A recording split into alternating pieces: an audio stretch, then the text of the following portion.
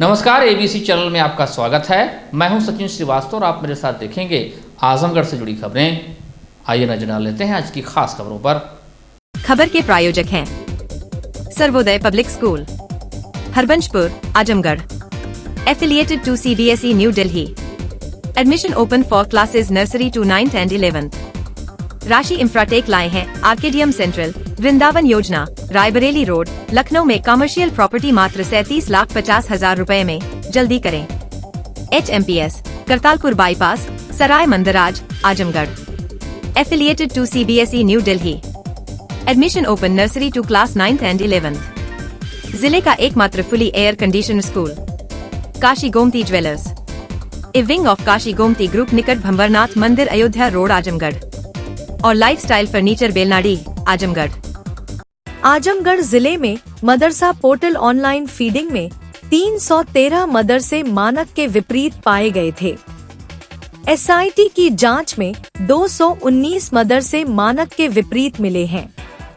इसके अलावा कई बड़ी गड़बड़ियां सामने आई थी, जिसकी जांच शुरू हो गई है। इस मामले में SIT द्वारा मुकदमा दर्ज करने का निर्देश दिया गया है। दरअसल आजमगढ़ में साल 2009 से 10 में बिना किसी भौतिक सत्यापन के कई मदरसों को मान्यता और अनुदान देने का मामला सामने आया था। इसके लगभग 10 साल बाद 2017 में इस बात की शिकायत प्रदेश सरकार से की गई थी। साल 2017 में इस मामले की जांच की गई तो पता चला कि आजमगढ़ जिले में करीब 700 मदरसे संचालित हो रहे, जिसमें 387 मदरसे सरकारी नियमों और मानकों के मुताबिक वैध थे, जबकि 313 मदरसे ऐसे भी थे जिसमें बहुत सारी गड़बड़ियां थी। पूरे मामले की जांच सरकार ने SIT को सौंप दी गई थी। मौके पर इनका कोई अस्तित्व ही नहीं है। इनमें से 39 मदरसा संचालक तत्कालीन अधिकारियों कर्मचारियों से मिली भगत कर आधुनिकीकरण योजना का लाभ भी ले चुके थे। SIT ने अपनी जांच पूरी की और इसकी रिपोर्ट 2022 में सरकार को सौंप दी थी। SIT की जांच में सामने आया था कि 219 मदरसे मानक के खिलाफ हैं। कुछ ऐसे मदरसे भी थे जो सिर्फ कागजों पर ही थे। SIT की रिपोर्ट के बाद ऐसे मदरसा संचालकों के खिलाफ सरकार ने मुकदमा दर्ज करने का निर्देश दिया है। इस मामले में जिले की अल्पसंख्यक अधिकारी वर्षा अग्रवाल ने कहा, मदरसों की जांच कराई गई थी, जिसमें मानक के अनुरूप नहीं पाए जाने पर SIT द्वारा पत्र भेजा गया है।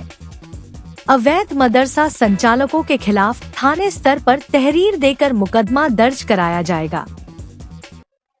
मदरसा पोर्टल में सत्यापन कराया गया था। मदरसा पोर्टल की जब कार्रवाई चल रही थी तो उसमें जो मदरसे मानक नहीं थे या जो मानक वाले थे, तो उन मदरसों के खिलाफ SIT की जांच बैठाई गई थी। उन्होंने जांच कर ली तो उसके बाद FIR के निर्देश शासन से निदेशालय को प्राप्त हुए थे, जिसके क्रम में हमें भी पत्र भेजा गया। तो उसमें हस्ताक्षरित तहरीर SIT द्वारा उपलब्ध करा दी गई है। उसके क्रम में थानों में क्लबिंग करके हम लोग थानों में रिपोर्ट उनकी जो तहरीर दे रहे हैं, तो वो मुकदमा वहाँ दर्ज कराया जाएगा। तो क्या आदेश काफी लंबा समय हो गया, 2022 का आदेश? जी जी, निर्देश 2023 के थे। जी, कितना लंबा समय? नहीं, जांच नहीं हो रही थी, हमें चाहिए थी तहरीर, जिसके क्रम में मुकदमा दायर होता। तो तहरीर प्राप्ति में देर लगी और दूसरी बात है कि मदरसे भी बहुत बड़ी संख्या में 219 मदरसे हैं, तो उसमें टाइम लगना स्वाभाविक था। और हमें पिछले हफ्ते प्राप्त हुई है तहरीर, तो उस पर हम कार्रवाई करवा रहे हैं अगले तक जो। अच्छा, इसमें कितने मदरसे जनपद में पाए गए और कितने जो है क्या अस्तित्वहीन थे या क्या था? ये मानक कम थे। अच्छा, अधोमानक में थे। जो 219 है वो अस्तित्व में थे या मानक में? मिक्सअप है, किसी में कुछ मानकों में कमी थी तो कुछ में दूसरे जसूस भी थे। तो उसी पर जी जी। आजमगढ़ जनपद की बरदह पुलिस ने मुठभेड़ के दौरान 50,000 रुपए के इनामी अभियुक्त आशीष उर्फ छोटू को शुक्रवार को गिरफ्तार कर लिया। अभियुक्त आशीष उर्फ छोटू पुत्र मदन राम उर्फ रामजी राउत बिहार प्रांत के रोहतास जिले के विक्रमगंज थाना क्षेत्र के धनगाई का रहने वाला है। जानकारी के अनुसार गत 8 फरवरी 2024 को चंदेलाल यादव द्वारा थाना बड़दह में तहरीर दी गई थी, जिसमें उन्होंने आरोप लगाया कि उनके बड़े पिता के लड़के रणविजय यादव की हत्या की गई है। इस मामले में अभियुक्तों के खिलाफ हत्या, साजिश और अन्य गंभीर धाराओं में मुकदमा पंजीकृत किया गया था। जांच के दौरान यह खुलासा हुआ कि आशीष ने हत्या में शूटर के रूप में काम किया था और वह फरार चल रहा था। पुलिस ने आशीष के खिलाफ 50,000 रुपए का इनाम घोषित किया था। पुलिस उसकी तलाश में जुटी हुई थी। एसपी हेमराज मीना के निर्देश और अपर पुलिस अधीक्षक नगर शैलेंद्र लाल के नेतृत्व में थाना बड़दह की पुलिस ने शुक्रवार की भोर में 4:28 पर कोधारा चौराहे के पास आशीष को मुठभेड़ के दौरान गिरफ्तार किया। मुठभेड़ में अभियुक्त के दाहिने पैर में गोली लगी है। गिरफ्तार अभियुक्त के पास से एक हुंडई कार, एक देशी तमंचा 315 बोर, एक खोखा, 2 जिंदा कारतूस और 1,200 रुपए नकद बरामद किए गए। गिरफ्तारी के बाद अभियुक्त को न्यायिक हिरासत में भेज दिया गया है। फरवरी 2024 में थाना बड़दह पर एक व्यक्ति रणविजय यादव हैं, जिनकी गोली मारकर हत्या की कर दी गई थी, जिसमें कई अभियुक्त प्रकाश में आए और उनको जेल भेजा जा चुका था। इसमें जो मेन शूटर था जिसने गोली चलाई थी, उसका नाम आशीष था, जो रोहतास और बिहार का रहने वाला था। वो काफ़ी समय से फरार चल रहा था, जिसकी गिरफ्तारी के लिए कई टीमें गठित की गईं। इसके ऊपर 50,000 रुपये का इनाम भी डीआईजी महोदय द्वारा घोषित किया गया था, लेकिन ये फरार चल रहा था। कल रात्रि में इसको गिरफ्तार किया गया पुलिस मुठभेड़ में। इसके दाहिने पैर पर गोली लगी है। इसके पास से जो हत्या से जो इसको पैसा मिला था, उसके जो पैसे से उसने हुंडई कार खरीदी, वो बरामद की गई है। साथ ही अवैध असला और कारतूस भी इससे बरामद किए गए हैं और इसको माननीय न्यायालय से रिमांड प्राप्त कर जेल भेजा जा रहा है। शुक्रवार को आजमगढ़ कांग्रेस ने निवर्तमान शहर अध्यक्ष मोहम्मद नजम शमीम के नेतृत्व में अमेरिका द्वारा प्रवासी भारतीयों को जबरन, अन्यायपूर्ण एवं अमानवीय तरीके से भारत भेजे जाने को लेकर हथकड़ी व बेड़ी पहनकर विरोध प्रदर्शन किया गया। साथ ही भारत सरकार और प्रधानमंत्री नरेंद्र मोदी की मौन स्थिति के खिलाफ विरोध प्रदर्शन किया गया। इस दौरान कांग्रेस नेताओं का कहना था कि हमारे नागरिकों का अमेरिका द्वारा निष्कासन से सभी आर्थिक संकट का शिकार हुए, हिरासत में उन्हें अपमानजनक व्यवहार झेलना पड़ा और पूरी यात्रा के दौरान हथकड़ियों में रखा गया। यह हमारे नागरिकों की गरिमा पर सीधा हमला है। नजम ने कहा कि केंद्र में भाजपा सरकार पूरी तरह विफल रही है। इस अन्याय के खिलाफ आवाज उठाए जाने के बजाय इसे सही ठहराने में लगी है। यह हमारे नागरिकों के अधिकारों और सम्मान की रक्षा में सरकार की अक्षमता को दर्शाता है। हमारी मांग है कि भारत सरकार तुरंत इस प्रकरण में हस्तक्षेप करे और जो भी भारतीय अमेरिका में बचे हुए हैं, उन्हें ससम्मान अपनी वायुयान व्यवस्था देकर बुलाया जाए और प्रधानमंत्री नरेंद्र मोदी अपनी चुप्पी तोड़ते हुए अमेरिका से इसका कड़ा विरोध करें, नहीं तो भारत की जनता इन्हें माफ नहीं करेगी।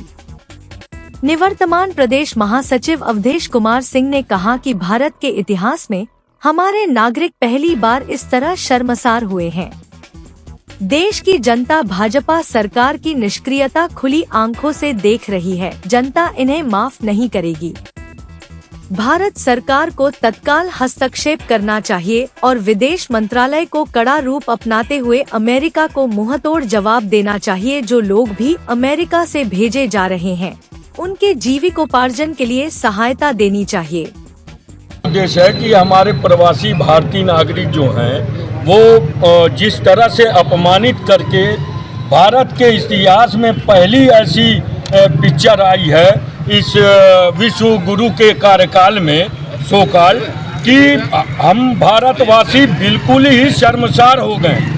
ये अब की बार तुरंत सरकार का नारा देने वाले नरेंद्र मोदी क्यों चुप हैं, क्यों नहीं लाल आंख दिखा रहे हैं अमेरिका को?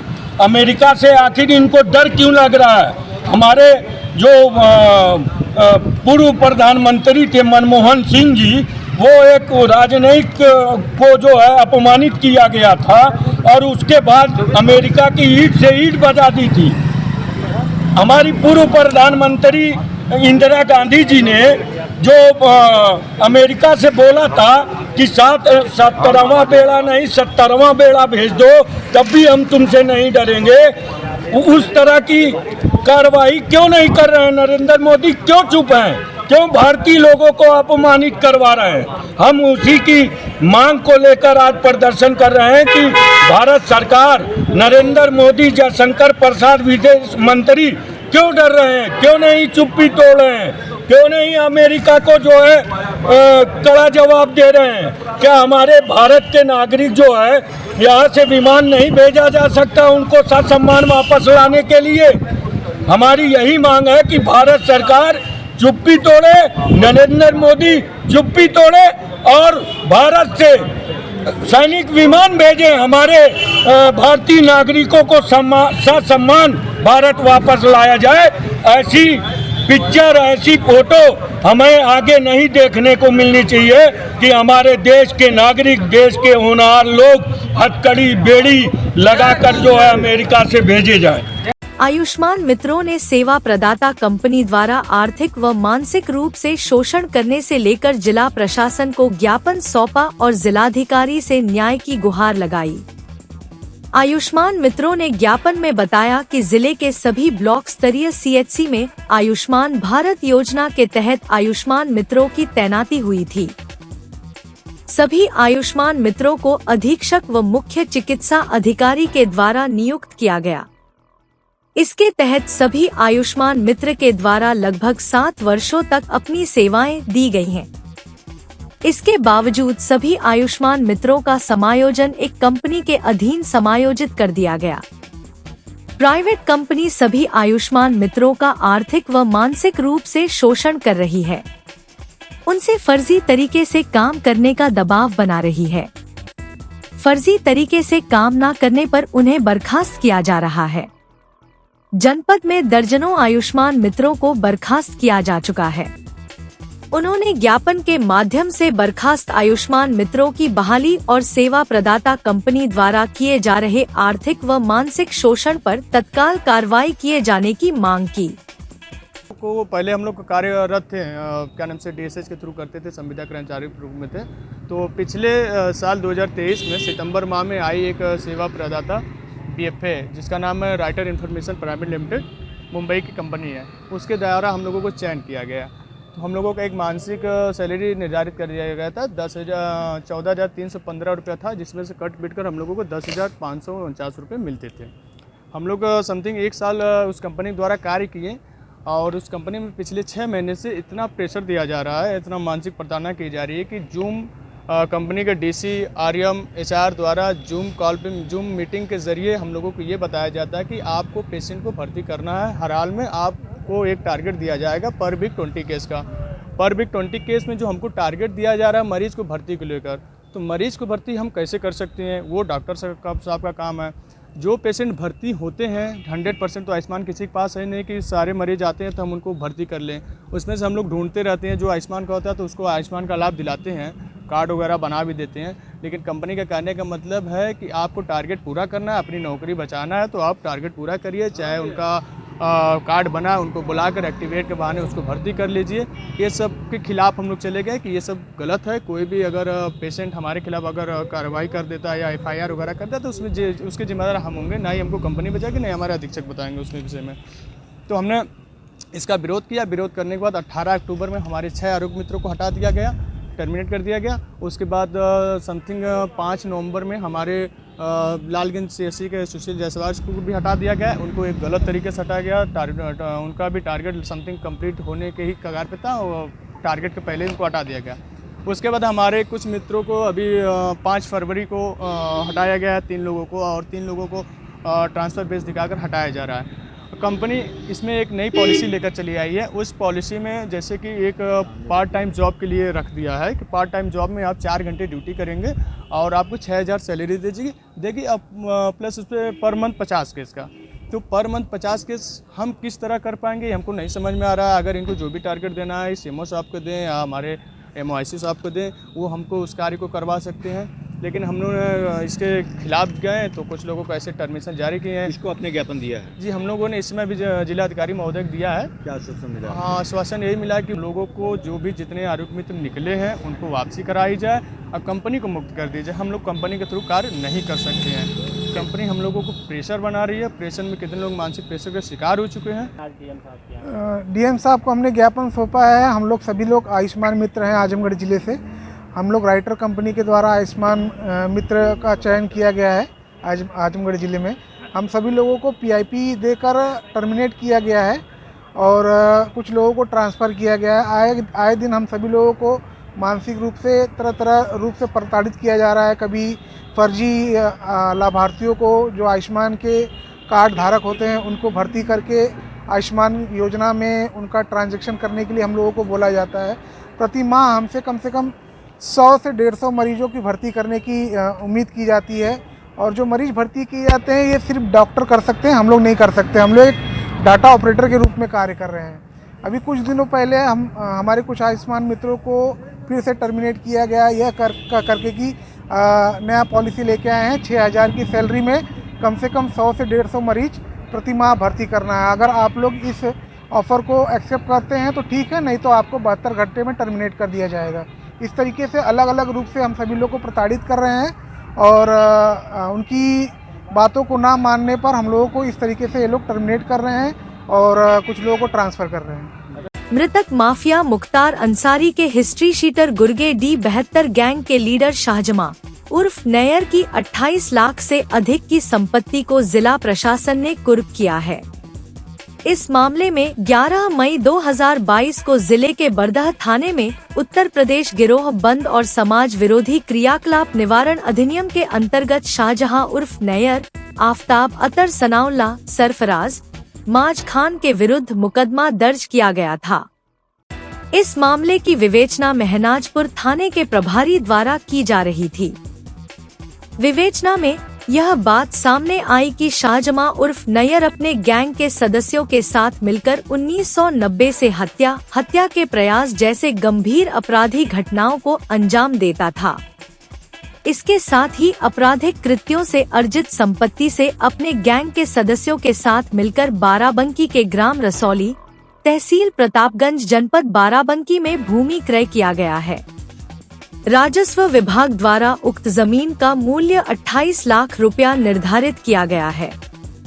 विवेचना के क्रम में थानाध्यक्ष द्वारा वरिष्ठ पुलिस अधीक्षक आजमगढ़ के माध्यम से अभियुक्त द्वारा उक्त अवैध रूप से क्रय की गई भूमि को जिला मजिस्ट्रेट आजमगढ़ के समक्ष कार्यवाही हेतु रिपोर्ट प्रेषित की गई थी, जिसके संबंध में जिला मजिस्ट्रेट आजमगढ़ द्वारा उक्त जमीन को कुर्क करने हेतु 31 जनवरी 2025 को निर्देश दिया गया।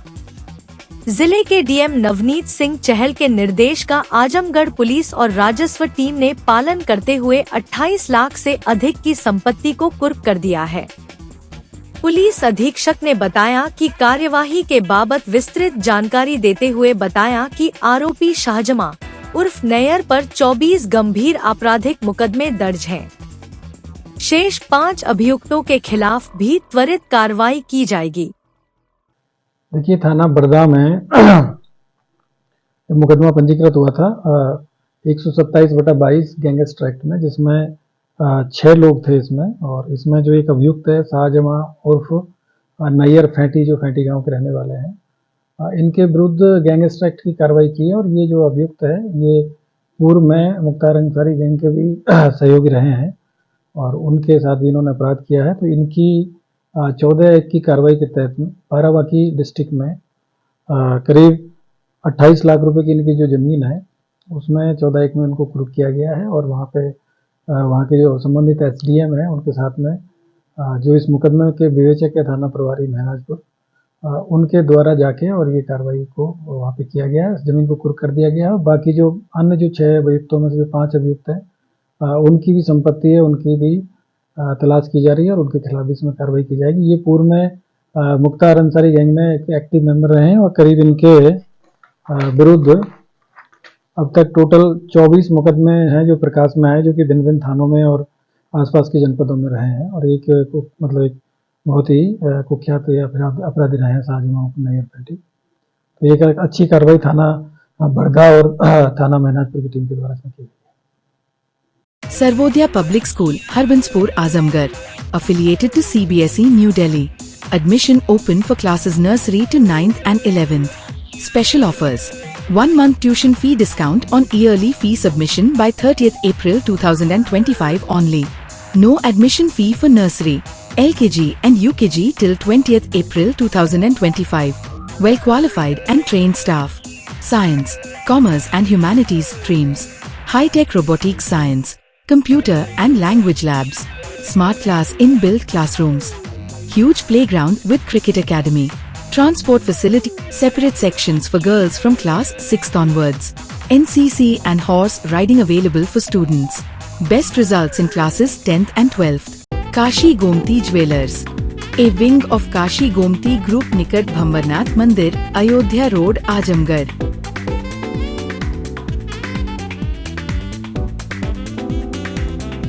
गोल्ड, डायमंड और सिल्वर की ज्वेलरी का विशाल संग्रह।